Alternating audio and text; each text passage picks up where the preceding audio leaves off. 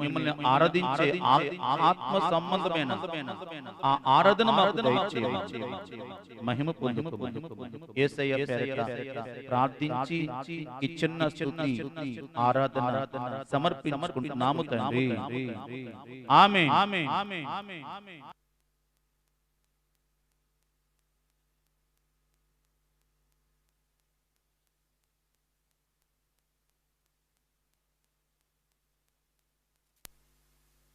ఆరాధన చేస్తూ ఉంటే ఒక అబ్బాయి ఆ ఆరాధనలో చాలా బాగా ఆరాధన చేసుకుంటున్నాడు. కళ్ళు మూసుకొని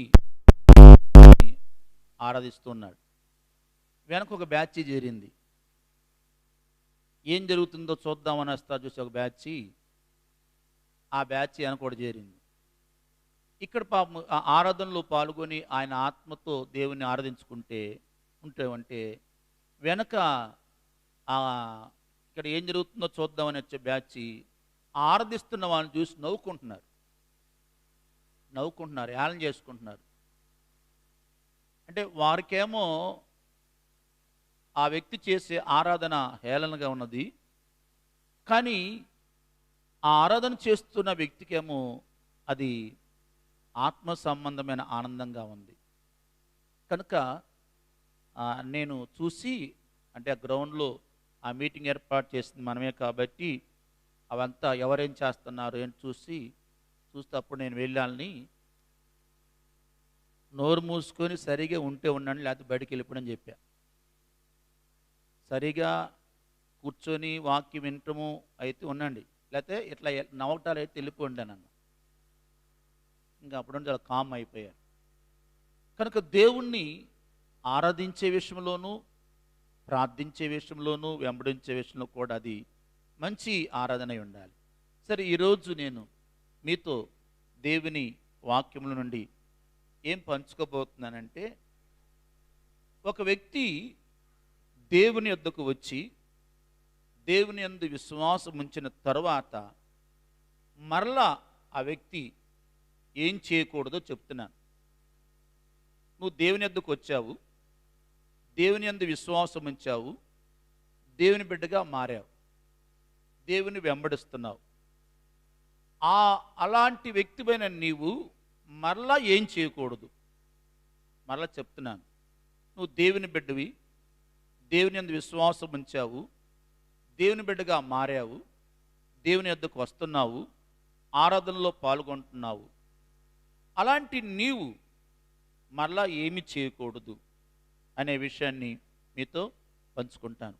ఎందుకంటే కొన్ని విషయాల్లో దేవుని బిడ్డలుగా మనము, దేవుని వెంబడిస్తున్న మనము కొన్ని విషయాల్లో తప్పిపోయినా ప్రభు క్షమిస్తాడు, కానీ కొన్ని విషయాల్లో మాత్రము ప్రభుకి చాలా కోపం వస్తుంది, బాధేస్తుంది, మనం నష్టపోతాం. కనుక కొన్ని విషయాలు మనము దేవుని దగ్గరికి వచ్చిన తర్వాత మళ్ళా వాటి జోలికి వెళ్ళకుండా ఉండటము 100% మనకి మేలుకరం. మొదటిది, నువ్వు దేవుని దగ్గరికి వచ్చిన తర్వాత, దేవుని బిడ్డగా నీవు ఉంటున్నప్పుడు, దేవుని వెంబడిస్తున్నప్పుడు, మొదటగా మరలా నువ్వు చేయకున్నటువంటిది, లేక మరలా నువ్వు చేయకుండా ఉండవలసినటువంటిది ఒకటి. కీర్తన గ్రంథము 85వ కీర్తన 85వ కీర్తన 8వ వచనము. దేవుడైన యెహోవా సెలవిచ్చిన మాటను నేను చెవినబెట్టేదను.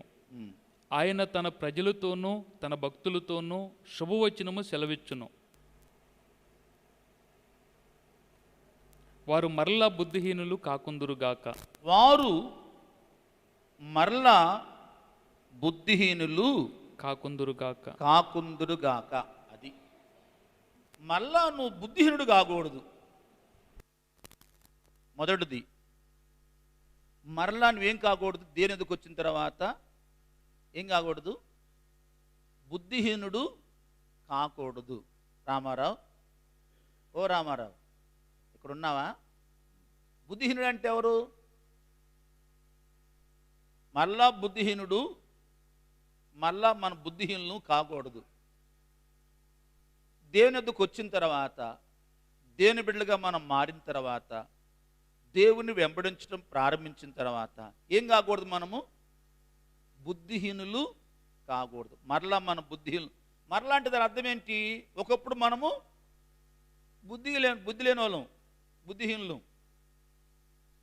ఏమయ్యాము? దేవుని దగ్గరికి వచ్చిన తర్వాత బుద్ధి గలవారం అయ్యాం.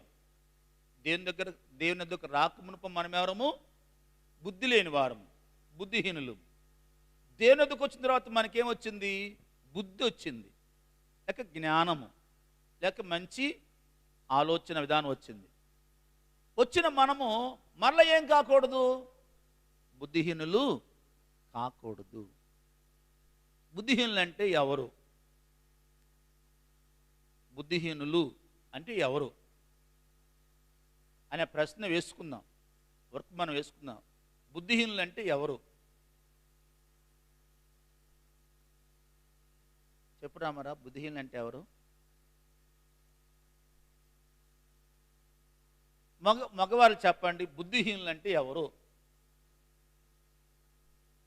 వర్క మీ ఐడియా చెప్పండి చాలు. బుద్ధిహీనులు అంటే ఎవరు?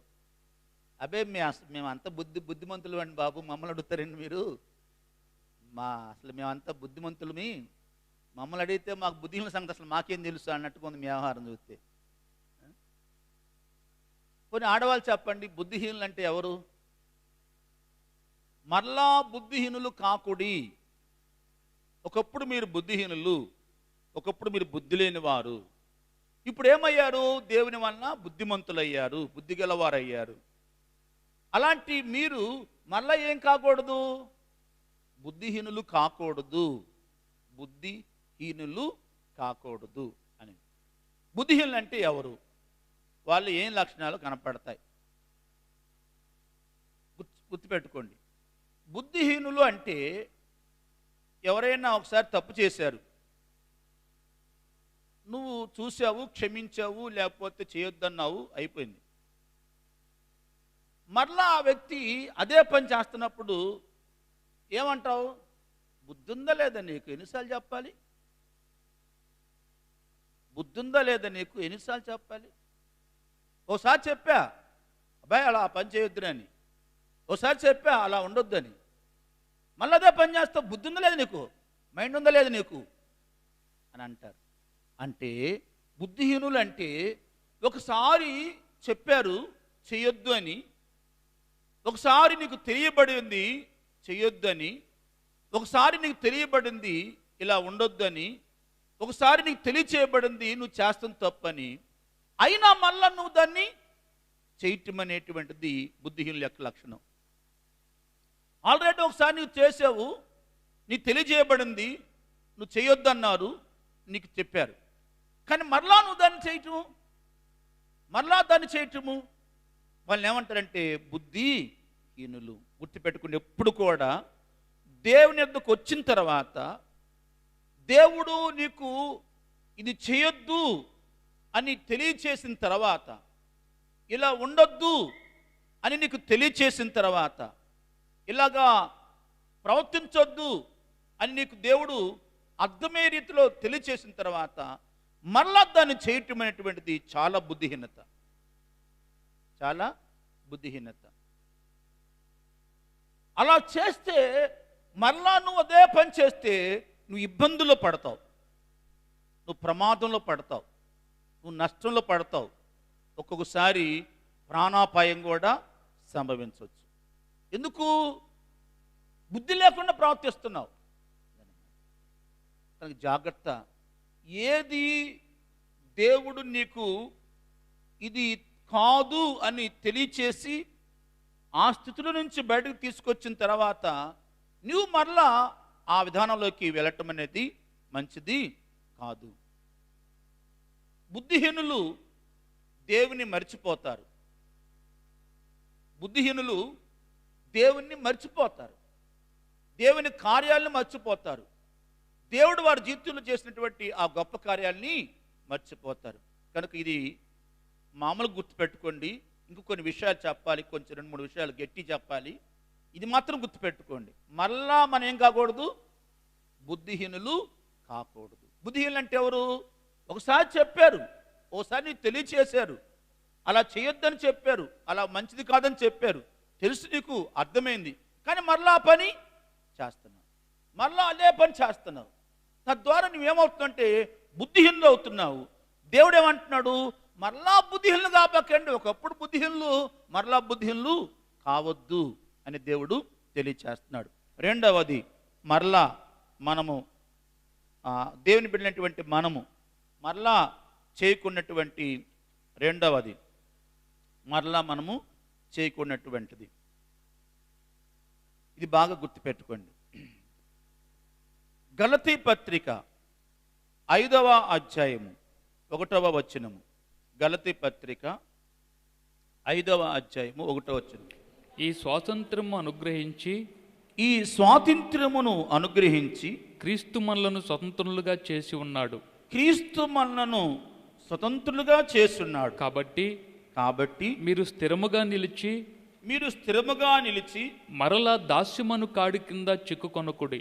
అది వినండి, మరలా దాస్యమనే కాడు కింద చిక్కుకోకండి. రెండవది, దాస్యమనే కాడికి మరలా నువ్వు చిక్కొద్దు. మరలా దాస్యమనే కాడికి నీవు మరలా చిక్కొద్దు. దాస్యము అనే కాడికి నువ్వు మరలా చిక్కొద్దు. ఒకప్పుడు దాస్యము అనే కాడికి నువ్వు కట్టబడ్డావు. దాస్యము లేక దాసుడిగా నువ్వు ఉన్నావు. యేసుక్రీస్తు యొక్క శిలువ మరణం వలన, శిలువ బలియాగం వలన దాసుడు అయిన నీవు బయటికి మోచించబడ్డావు. ఇశ్రాయేలీయులు ఐగుప్తులు ఏం చేసేవారు? బానిసలుగా ఉండేవారు, దాసులుగా ఉండేవారు. దేవుడు ఏం చేశాడు?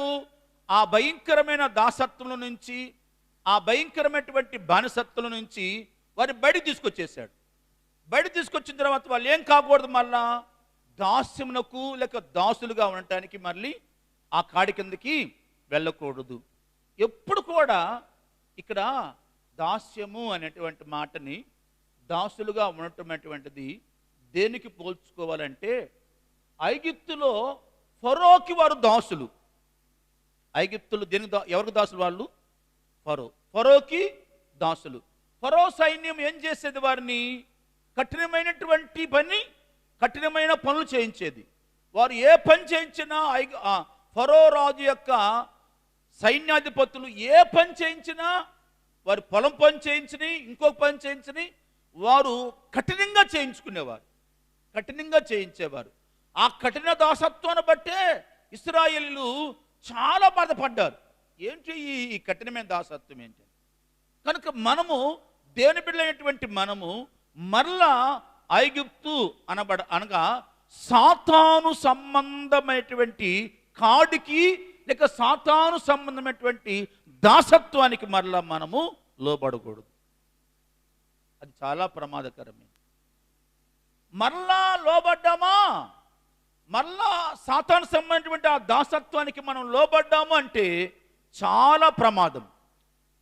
ఎంత ప్రమాదం అంటే, మరలా నిన్ను బయటకు తీసుకురావటానికి, ఇప్పుడు ఇశ్రాయేలీయులు ఐగుప్తు బానిసత్వం నుంచి బయటకు రావటానికి ఏం చిందించబడింది?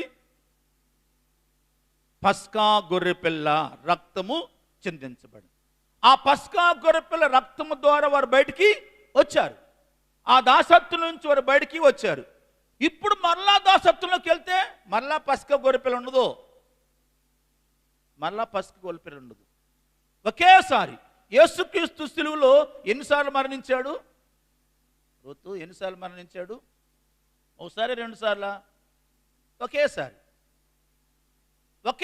ఆయన మరణించాడు. ఆ ఒక్క శిలువ బలియాగమే మనందరినీ విమోచించింది. మరలా నువ్వు పాపమనే లేక లోకమనే దాసత్వం కిందకు వెళ్తే మళ్ళా సిలువ ఎక్కాల యేసయ్యా?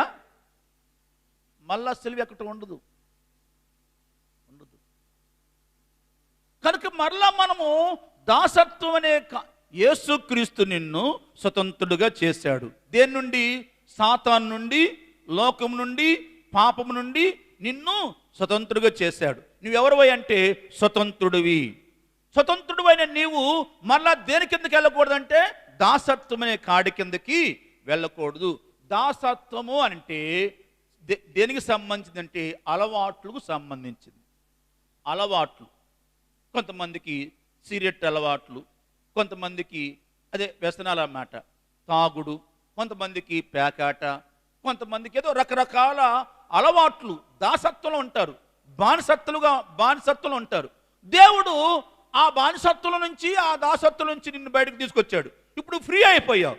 అంతకుముందేమో ఆ దాసత్వాన్ని బట్టి, ఆ బానిసత్వాన్ని బట్టి రాత్రింబగళ్ళు అదే పని నీకు, రాత్రింబగళ్ళు అదే ఆలోచన, రాత్రింబగళ్ళు దానికోసమే నీ తాపత్రయము, రాత్రింబగళ్ళు దానికోసమే నువ్వు తిరుగుతూ ఉంటావు. అయితే దేవుడు నిన్ను ఆ బంధకాలు, ఆ కట్లు తెంచివేసి ఆ దాసత్వం నుంచి బయటకు వచ్చాడు. ఇప్పుడు నువ్వు ఫ్రీ అంటే స్వతంత్రుడివి. అయితే మళ్ళా చిక్కబాకు. కొంతమంది ఏం చేస్తారంటే దేవుని యందు విశ్వాసం ఉంచి ఆ తర్వాత అన్ని అలవాట్లు మానేసేసుకొని బాగానే ఉంటారు కొంతకాలం. ఆ తర్వాత మెల్లికి మళ్ళీ స్టార్ట్ అవుతారు, మళ్ళా కొన్ని అలవాట్లకి మళ్ళీ స్టార్ట్ అవుతారు. అది చాలా బాధాకరమైన పరిస్థితి అన్నమాట.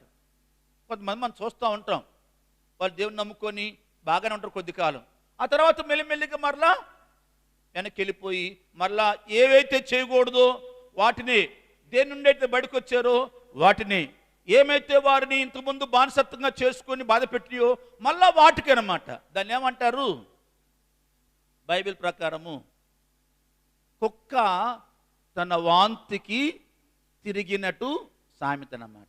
కుక్క కక్కిన దానికి ఏం చేసింది? మళ్ళా దానినే తింటది. కడుగబడిన పంది ఏమైంది? మరలా పోయి బురదలో పడింది. కనుక మరలా నీవు ఏ అలవాట్లయితే విడిచి బయటకు వచ్చావో, ఏ అలవాట్ల నుండి దేవుడు నిన్ను విడిపించాడో, ఏ బానిసత్వంలో నుండి, ఏ దాసత్వం నుంచి ప్రభు నిన్ను బయట తీసుకొచ్చాడో, ఆ అలవాట్లకు ఎట్టి పరిస్థితుల్లో నువ్వు లోను కావద్దు. ఎట్టి పరిస్థితుల్లో ఏ కోణంలో కూడా నువ్వు వాటికి అవకాశము ఇవ్వద్దు. జాగ్రత్త, ఆ విషయంలో నువ్వు జాగ్రత్తగా ఉండాలి. కనుక రెండవది, మరలా నీవు దాస్యం అనే కాడి కిందకి చిక్కొద్దు, ఆ పరిస్థితుల్లోకి వెళ్ళొద్దు. అది రెండవది, అది అలవాట్లు సంబంధించింది. మూడవది మనము మరలా చేయకూడనటువంటిది గలతీ పత్రిక 4వ అధ్యాయము 9వ వచనము, 4:9. ఇప్పుడు మీరు దేవుణ్ణి ఎరిగిన వారును మరి విశేషముగా దేవుని చేత ఎరగబడిన వారినై ఉన్నారు గనుక బలహీనమైనవియు నిష్ప్రయోజనమును అయినా మూలపాఠముల తట్టు మరలా తిరగనేలా. జాగ్రత్తగానండి. మరలా నిష్ప్రయోజనమైన వాటి తట్టు తిరగకూడదు. నిష్ప్రయోజనమైన వాటి తట్టు మరలా తిరగకూడదు. మూడవది గుర్తుపెట్టుకోండి. అవి ఏమిటి? నిష్ప్రయోజనమైనటువంటి మూలపాఠాలు ఏంటివి? ఆ నిష్ప్రయోజనం ఏమిటి అంటే ప్రయోజనం లేదు వాటి వలన.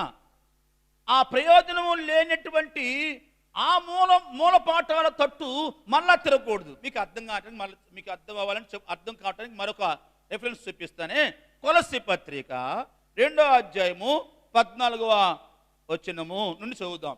కొలస్సీ పత్రిక 2వ అధ్యాయము 14వ వచనం. మరియు అపరాధముల వలనను శరీరమందు సున్నతి పొందక ఉండుట వలన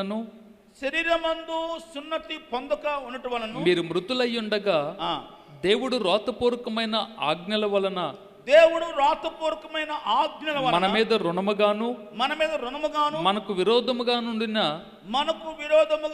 పత్రమును మేకులతో సిలువకు కొట్టి దాని మీద చేరోతును తుడిచివేసి మనకు అడ్డము లేకుండా దాన్ని ఎత్తివేసి మన అపరాధములన్నిటిని క్షమించి ఆయనతో కూడా మిమ్మల్ని జీవింపచేసెను. ఆయన ప్రధానులను అధికారులను నిరాయుధులుగా చేసి సిలువ చేత జయచోముతో వారిని పట్టి తెచ్చి బాహాటముగా వేడుకోకు కనపరిచెను. కాబట్టి అన్నపానముల విషయంలోనైనను. జాగ్రత్తనండి. కాబట్టి అంటే యేసు క్రీస్తు శిలువ బలియాగము ద్వారా క్షమించబడిన విమోచించబడినటువంటి మీరు కాబట్టి అన్నపానముల విషయంలోనైనను, పండుగ, అమావాస్య, విశ్రాంతి దినము అనువాటి విషయంలోనైనను, పండుగ, అమావాస్య, విశ్రాంతి దినము అనువాటి విషయంలోనైనను మీకు తీర్పు తీర్చని ఎవనికి అవకాశం ఇయ్యకుడి. మీకు తీర్పు తీర్చ ఎవరికి అవకాశం ఇయ్యకుడి. ఇవి రాబో వాటి ఛాయే గాని నిజ స్వరూపము క్రీస్తులో ఉన్నది. అతి వినయాసక్తున్నై దేవదూతారాధనందు ఇచ్చు కలిగి 20 క్రీస్తుతో కూడా లోకము యొక్క మూల పాఠముల విషయమై ఏ పాఠాల వైపు తిరగొద్దు, నిష్ప్రయోజనమైన మూల పాఠముల తట్టు మరలా తిరగవద్దు. మూడవది ఏమిటా మూల పాఠాలు? లోకము యొక్క మూల పాఠముల విషయమై, లోకము యొక్క మూల పాఠముల విషయమై మృతి పొందిన వారైతే, మీరు మృతి పొందిన వారైతే లోకములో బ్రతుకుచున్నట్టుగా మనుషుల ఆజ్ఞలను పద్ధతులను అనుసరించుట చేత పట్టుకొనవద్దు. అదుగో మూల పాఠాలు. చేత పట్టుకొనవద్దు, రుచి చూడవద్దు, ముట్టుకోవద్దు అను విధులకు మీరు లోబడనేలా, మీరు మళ్ళా లోబడనేలా. పట్టుకోవద్దు, ముట్టుకోవద్దు. చూసారు అక్కడ మూల పాఠాలు, లోక మూల పాఠాలు. మనము మరలా లోక సంబంధమైన మూల పాఠాల వైపు తిరగకూడదు. ఒక్కోసారి మరి బాధేస్తుంది, కోపం కూడా వస్తుంది. వచ్చి పాస్టర్ గారు పలానా రోజు పెళ్లి చేయాలంటారు, పలానా రోజే పెళ్లి చేయాలంటారు. వాళ్ళకు డేట్ పెట్టుకుని వస్తారు, ఆ రోజు పెళ్లి చేయాలంటారు. నేను అంటాను, ఆ రోజే ఎందుకు పెళ్లి చేయాలని నువ్వు అంటున్నావు నన్ను? వాస్తవం పెళ్లి చేయాల్సింది ఎవరు? నేను. పెళ్లి పెట్టాల్సింది ఎవరు? నేను. అలాంటిది నా దగ్గరికి వచ్చి నువ్వు 10వ తారీఖో 9వ తారీఖో పెళ్లి చేయమని నాకు చెప్పేది ఏంటి? చూడండి, విచిత్రం చూడండి. పెళ్లి చేయాల్సింది నేను, పెళ్లి పెట్టాల్సింది నేను, కానీ పెళ్లి నేను పెట్టకూడదు. పెళ్లి వాళ్ళు పెట్టుకొస్తారు, నేను మాత్రం పెళ్లి చేయాలి.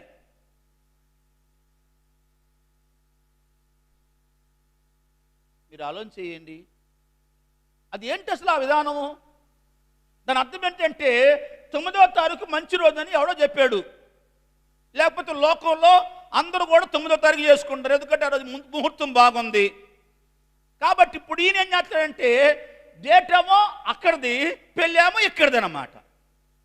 ఇది ఆహారం. ఇవే మూల పాఠాలు. ఈ మూల పాఠాలు తట్టు మరలా నువ్వు తిరగక్కర్లా. నిజముగా నువ్వు దేని బిడ్డవైతే నువ్వేం చేయాలంటే, మేము మా అమ్మాయికి మా అబ్బాయికి పెళ్లి చేయాలనుకుంటున్నాము, ఏ రోజు చేయాలి పాస్టర్ గారు, ఏ రోజు మీకు అనుకూలంగా ఉంటుంది నాకు చెప్పాలి. అప్పుడు నేను ప్రార్థన చేసుకొని ప్రభు దగ్గర అడిగి, లేక ప్రార్థనాపూర్వకంగా పలానా రోజు అయితే పలానా రోజు చేసుకుందాం అంటే పలానా రోజు బాగుందని కాదు, పలానా రోజు చేసుకుందాం ఏర్పాటు చేసుకుంటాం. అటు కాకుండా నీవు ఎక్కడో డేట్ పెట్టుకుని వచ్చి మన మధ్య సమస్య నాకు 13 చేస్తావా చేయవా, 13 చేస్తావా చేయవా, 13 చేస్తావా చేయవా. ఏంటి 13 ముహూర్తం బాగుంది. ఇక నేనేమైపోయి నాకు అనవసరం. ఆ రోజున ఖాళీ ఉన్నా ఖాళీ లేకపోయినా ఎట్టకొడి చెయ్యి ఎట్టకొడి చేసేది. ఇలాంటి పద్ధతి మంచిది కాదు. ఇలాంటి లోక సంబంధమైన నిష్ప్రయోజనమైన మూల పాఠాల తట్టు మరలా మనం తిరగకూడదు. ఆమేన్, హల్లెలూయా. దేవుని సృష్టిలో 1వ రోజు మంచిదే, 2వ రోజు మంచిదే, 3వ రోజు మంచిదే, 4వ రోజు మంచిదే, 5వ రోజు మంచిదే, 6వ రోజు మంచిదే. ఎక్కడైనా దేవుడు ఈ రోజు మంచిది కాదు అని పరిశుద్ధ గ్రంథంలో చెప్పుంటే నువ్వు ఓకే అనవచ్చు, కానీ చెప్పల దేవుడు. మంచిది కానిది దేవుడే నిర్ణయం చేశాడు. సమస్య ఏంటంటే అసలు నువ్వే మంచిదానం కాదు, నీదే, నీ బుద్ధే మంచిది కాదు. అందుకని ఏమండి, మన మనసు మంచిది కాకుండా, మన హృదయం మంచిది కాకుండా మంచి రోజు పెడితే అసలు సమస్య ఎక్కడిది? నీ హృదయానికి సంబంధించింది అన్నమాట. కనుక ఇదిగో ఈ మూల పాఠాల తట్టు మరలా మనం తిరగకూడదు. ఆమేన్. ప్రభువా, నేను ఈ కార్యం చేసుకోవాలనుకుంటున్నాను, నీ చిత్తములో ఏరో చేసుకోవటము నీకు ఇష్టమా ప్రకారం నడిపించని మనం ప్రార్థన చేసుకోవాలి తప్ప. చూడండి, లోక సంబంధమైన మీరు క్రీస్తుతో కూడా లోకం యొక్క మూలపాఠం విషయమై మృతి పొందిన వారైతే ఏ విషయాల్లో మనము మరలా వాటి వైపు తిరగకూడదు. గలతీ పత్రిక 4:9 ప్రకారము, గలతీ పత్రిక 4:9 ప్రకారము వేటి వైపు తిరగకూడదు మనము? ఇప్పుడు మీరు దేవుని ఎరిగిన వారును మరి విశేషముగా దేవుని చేత ఎరుగుబడిన వారై ఉన్నారు గనుక బలహీనమైనవి నిష్ప్రయోజనమైనవినైనా మూల పాఠముల తట్టు మరలా తిరుగనేలా మునుపటి వలె మరలా వాటికి దాసులై ఉండగోరనేలా. ఎంత క్లియర్గా చెప్పాడు చూడండి. మరలా మూల పాఠముల తట్టు తిరుగునేలా, మరలా వాటికి మీరు దాసులై ఉండున్నారా? ఎవరు మీరు? క్రీస్తు చేత ఎరుగబడిన వారు, క్రీస్తుని మిమ్మల్ని ఎరిగిన వారు. ఆమేన్. ఎవరంటే మనము దేవుని చేత మనము ఎరుగబడిన వారము. ఆ మాట చదవండి, ఎంత బాగుందో, ఎంత అద్భుతంగా ఉందో చూడండి. ఆ మాట 3:9 ప్రారంభమైన, ఇప్పుడు మీరు దేవునిని ఎరిగిన వారును మరి విశేషముగా దేవుని చేత ఎరుగబడిన వారై ఉన్నారు. ఆమేన్. హల్లెలూయా, హల్లెలూయా.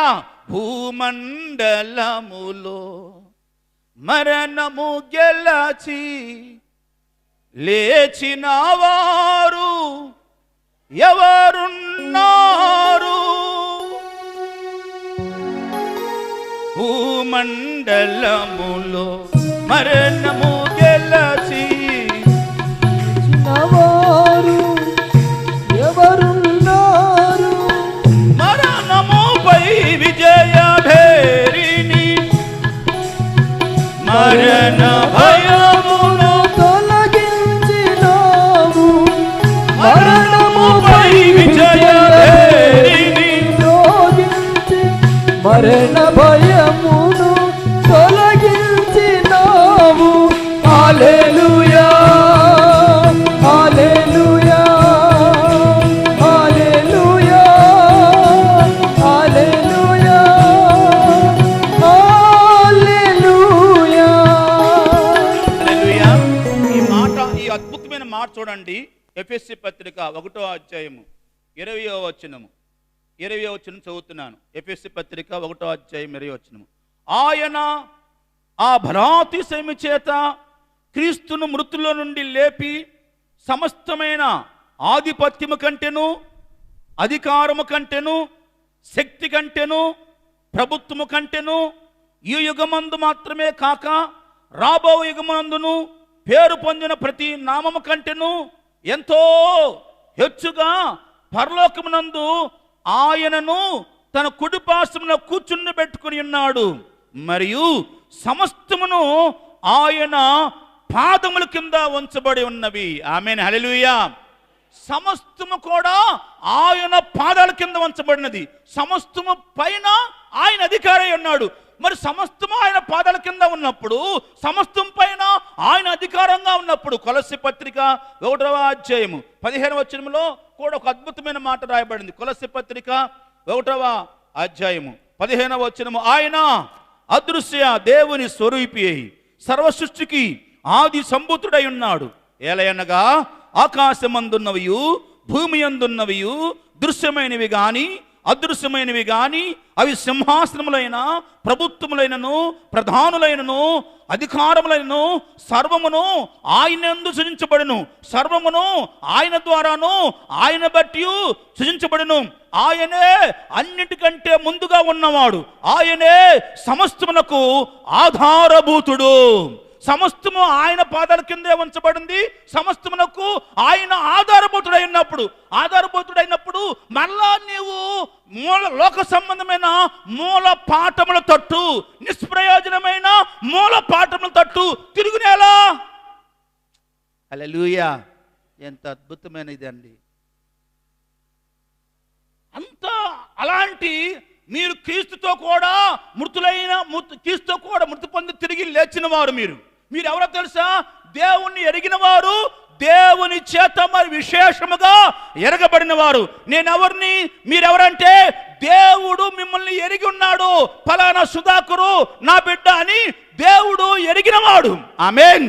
అంటే నా జీవితంలో ఏది జరగాలో, ఎప్పుడు జరగాలో, ఎలా జరగాలో, ఏం జరగాలో, ఏమి అవసరముందో, రేపేమి అవసరముందో ఎరిగినవాడు.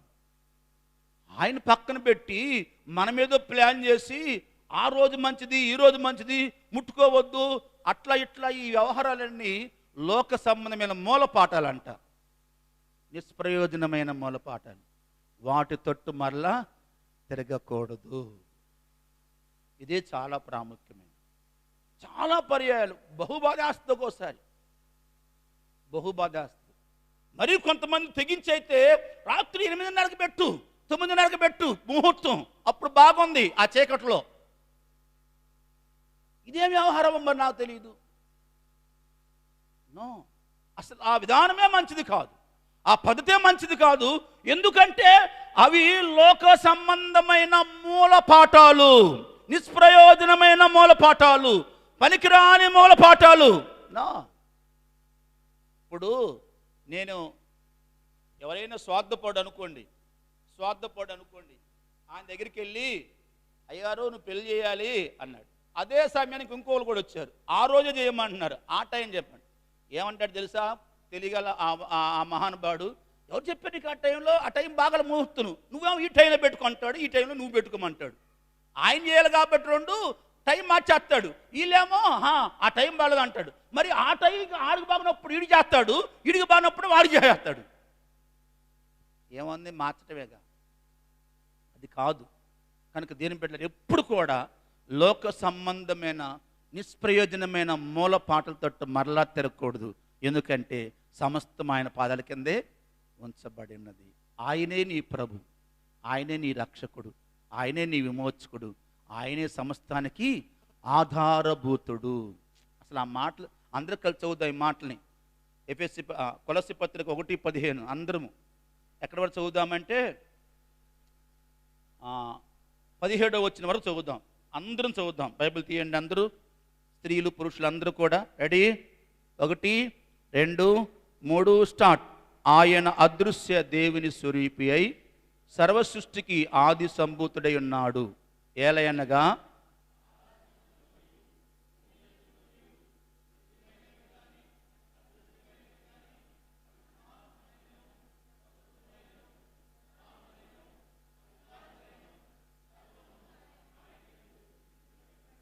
సర్వమును ఆయన ద్వారాను ఆయన బట్టి సృజించబడును. ఆయన అన్నిటికంటే ముందుగా ఉన్నవాడు. ఆయనే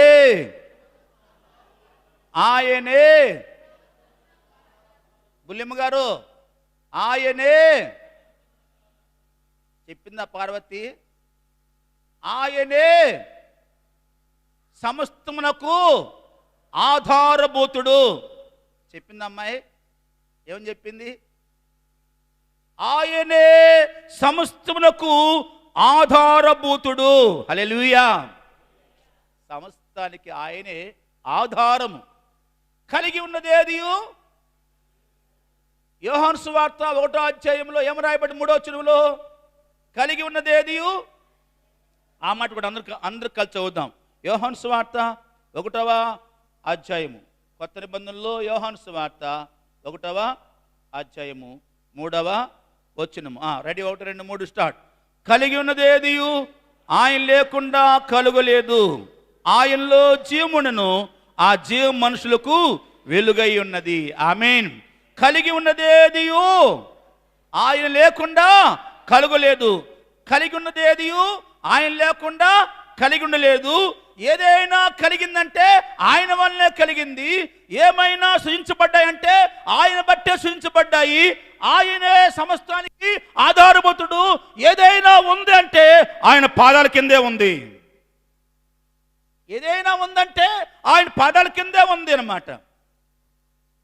అలాంటి దేవుడు మనం కలిగినప్పుడు అనవసరమైన ఆ మూలపాఠాలు, నిష్ప్రయోజనమైనటువంటి మూలపాఠాల తట్టు మనం తిరుగునేలా ఎప్పుడు కూడా అటువైపు చూడొద్దు, దేని వైపే మనము చూద్దాం. దేవుడు ఇలాంటి ఆత్మీయతలు మనల్ని నడిపించును గాక. చివరిగా మరొకటి చెప్పి మీకు గుర్తు చేసి వాక్యాన్ని, సమయం అవుతుంది మనకి, మరొక ఈ చిన్న చెప్పి వాక్యాన్ని వాక్యాన్ని ముగించుకుందాం.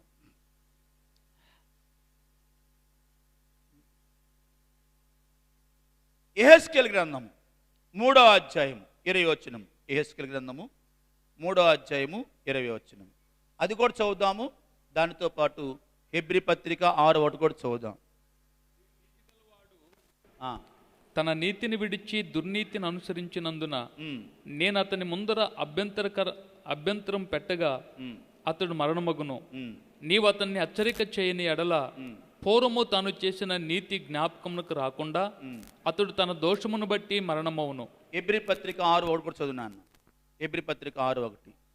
ఇక్కడ కాబట్టి నిర్జీవ క్రియలు విడిచి మారు మనసు పొందుటయు దేవుని యందలి విశ్వాసమును బాప్తీసమును కూర్చిన బోధయు నిక్షేపమును మృతుల పునరుద్ధానమును నిత్యమైన తీర్పును అను పునాది మరలా వేయక క్రీస్తును గురించిన మూలోపదేశములు మాని సంపూర్ణ మగుటకు సాగిపోవద్దుము. నాలుగవది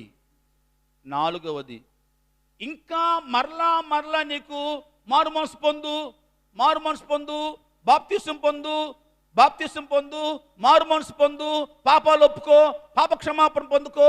ఈ మూలోపదేశాలు కాదు. నీ జీవితంలో ఏమి జరగాలంటే సంపూర్ణ మగుటకు సాగిపోదుము. ఇంకెంతకాలము నీవు వాక్యం విని, ఎంతకాలం వాక్యం చదువుతా, వాక్యం వింటా, ఇంకా అబ్బాయి సరిగుండు, బాగుండు, పద్ధతిగా ఉండు, పాపం చేయబాకు, ఈ వ్యవహారాలు కాదు. వీటిని విడిచిపెట్టి సంపూర్ణ మగుటకు సాగిపోవాలి. ఇంకెంతకాలం గడిచినా కానీ పెద్ద ఉంది. ఇప్పుడు చిన్నప్పుడు అది చేయబాక అంటారు, అబ్బాయి అది చేయబాక అంటారు. పెద్ద అయిన తర్వాత కూడా అలా చేయబాకంటే చిన్నప్పుడు నుండి అదే మాట నీకు చెబుతున్నా, నీకు జ్ఞానం రావట్లా. పెద్ద అయిన తర్వాత కూడా అదే మాట చెప్పించుకుంటున్నావు అంటే ఇంకేంటి? అలా కాదు బిడ్డలారా. మనము ఒక స్థాయికి వచ్చిన తర్వాత మనము తెలుసుకొని గ్రహించిన వారమై ఆ విధానాన్ని విడిచిపెట్టి సంపూర్ణ మగుటకు సాగిపోవాలి. అంటే దాని అర్థం ఏంటంటే ఆత్మీయతలో ఒక మంచి ఉన్నతమైన స్థాయిలోకి రావటము అలవాటు చేసుకోవాలి. అలాగే మనము సాగిపోదాము. రాబోయే దినాల్లో మంచి ఆత్మీయులుగా ఉందాం, ప్రార్థనాపరులుగా ఉందాం, దైవ సంబంధమైన గుణలక్షణాలు కలిగిన వారుగా ఉందాం, శ్రేష్ఠులుగా ఉందాము, ఆత్మీయులుగా ఉందాము, ఎదిగిన వారిగా ఉందాము, ఫలములు కలిగినటువంటి చెట్టు వలె ఉందాము. అంతేకాకుండా క్రీస్తు వలె ఉందాము. ఆమేన్. హల్లెలూయా. కళ్ళు మూసుకుందాం, ప్రార్థన చేసుకుందాం. కళ్ళు మూసుకుందాం, చిన్న ప్రార్థన చేసుకుందాం.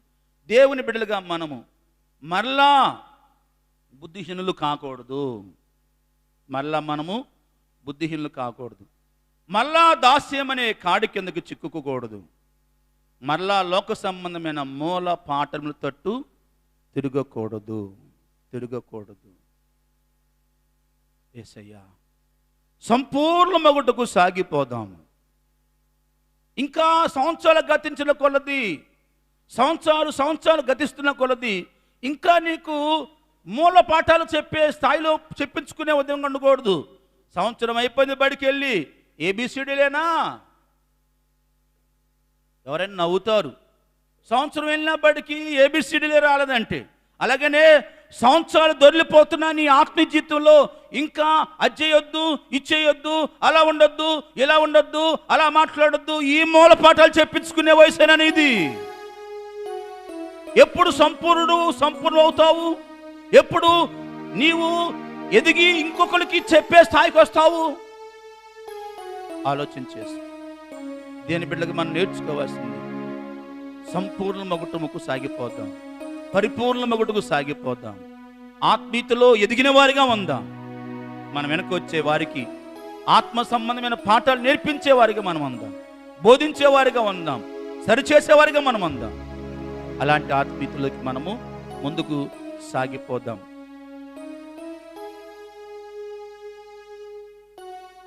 ఈ చిన్న పాట పాడుతుండగా అలాగా ప్రార్థన చేసుకున్నాము. బిడ్డలారా, కొద్ది నిమిషాలు ఏమిటి నీవు ఆత్మీయతలు ఎలా ఉన్నావు? ఇంకా నువ్వు చెప్పించుకునే స్థాయి అనేది, ఇంకా లోక సంబంధమైన మూలపాఠాలు అయ్యేనా? చాలా బాధేస్తుంది ఒక్కోసారి. కొంతమంది పెద్దవాళ్ళు కూడా అదే విధానంలో వెళ్తా ఉంటారు. ఇంకా మారు మనసు పొందు, ఇంకా బాప్తిసం పొందు, ఇంకా పరిశుద్ధుడు బావు, ఇంకా మార్చుకో ఇంకా ఏ చెప్తా ఉండాలా నీకు ఎంతకాలము? నీకు ఆ గ్రహింపు లేదా? నీకు తెలియట్లేదా? నీ అంతటి నీకే తెలుసుకోవాలి. నువ్వు ఎదిగే కొలది నీకు అర్థమవ్వాలి, తెలుసుకోవాలి. నువ్వు ఏ విధముగా ఆత్మీయతలో